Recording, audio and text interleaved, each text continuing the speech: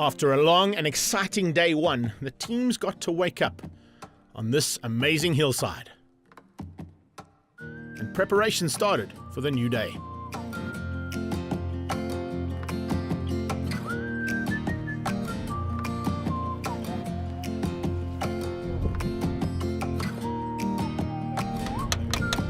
Let's catch up with a few of our teams and see how day one went.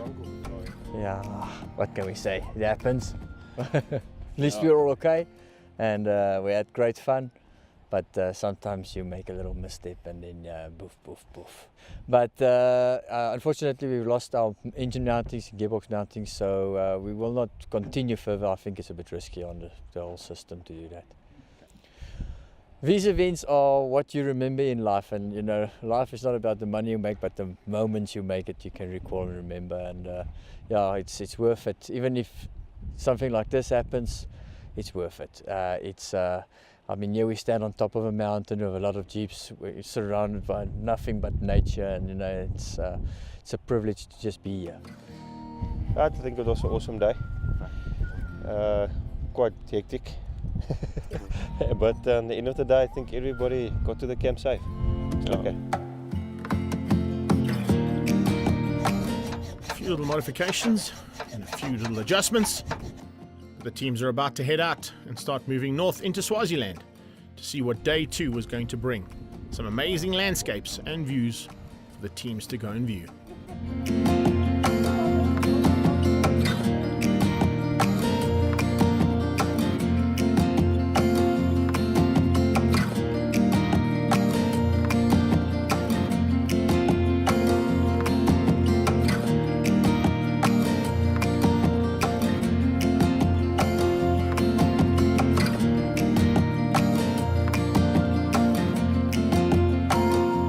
One could literally say we were in the middle of nowhere.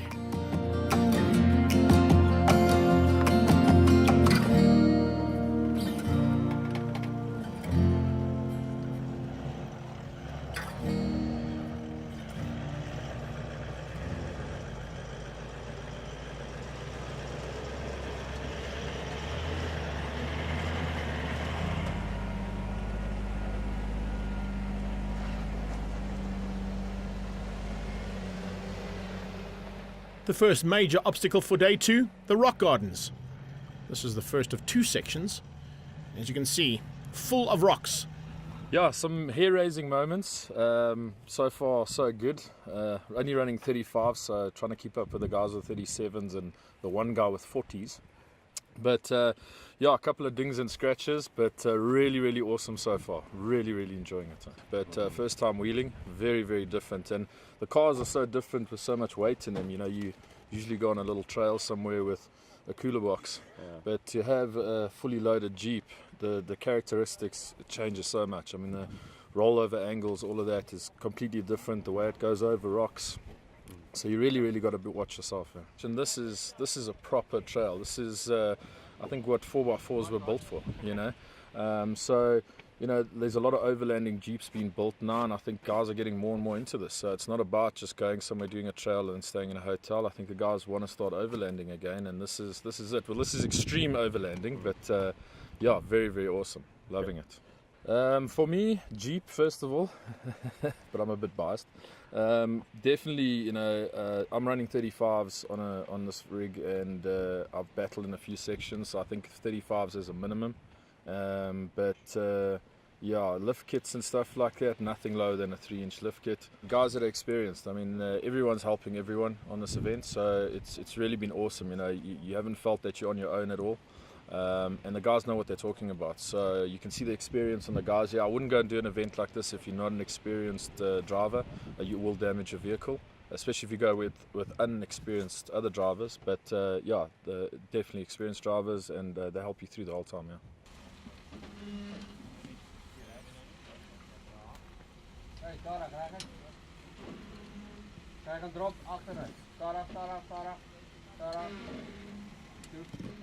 Once again, a quick look at that descent angle. And as I mentioned earlier, certainly not for the faint-hearted. Or for the inexperienced, as you heard from Kev.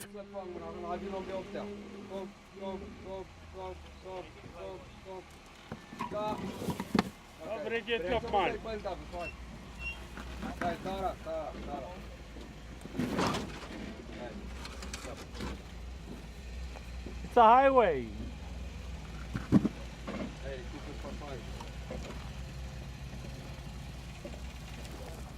Well, this year we had the opportunity. We came in a little bit late. We had a privilege of launching a new product in Africa. That's when I approached Nick. We were involved in the first Carnage Canyon. I was a co-driver back then. My vehicle wasn't ready at that time. And this year, skipped last year. So this year we took the opportunity to take main sponsorship for the event because it's a passion that I've got for all the extreme events and driving extremely. So it fits in perfect with our target markets that we want to approach with certain of the products and those type of things.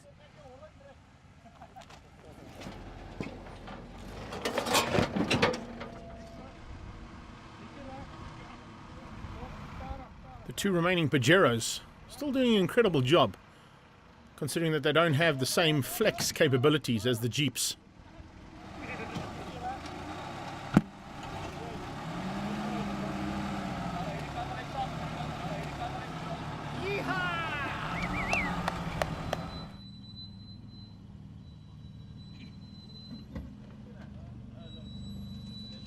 Henk de Klerk and Sean Swanepoel with a bit of outside assistance.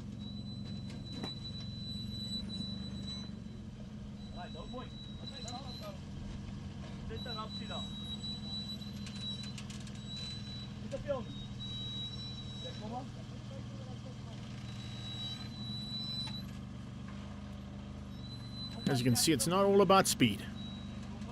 Control and finding the right line, more important than anything else.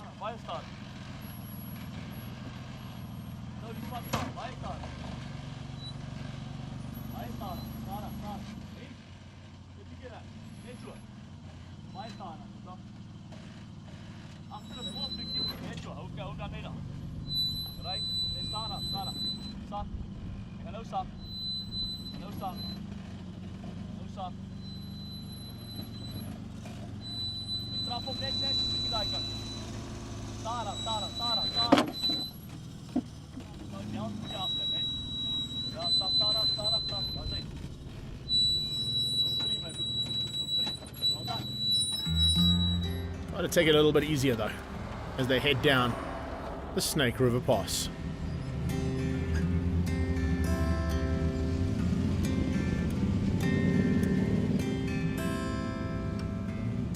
And some Jeep tracks, literally in the middle of Swaziland.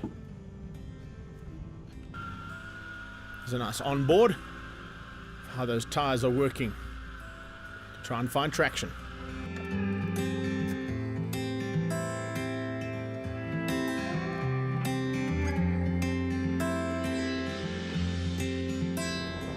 A bit of tar roads, heading north, and finally getting into the second camp.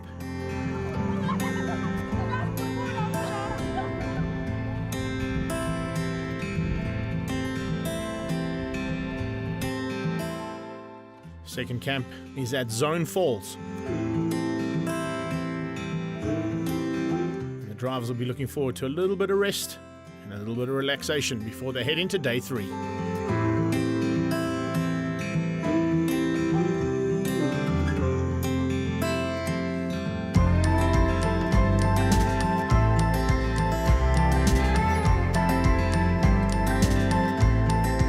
Join us after the break for some more ultimate 4-wheel drive adventure action.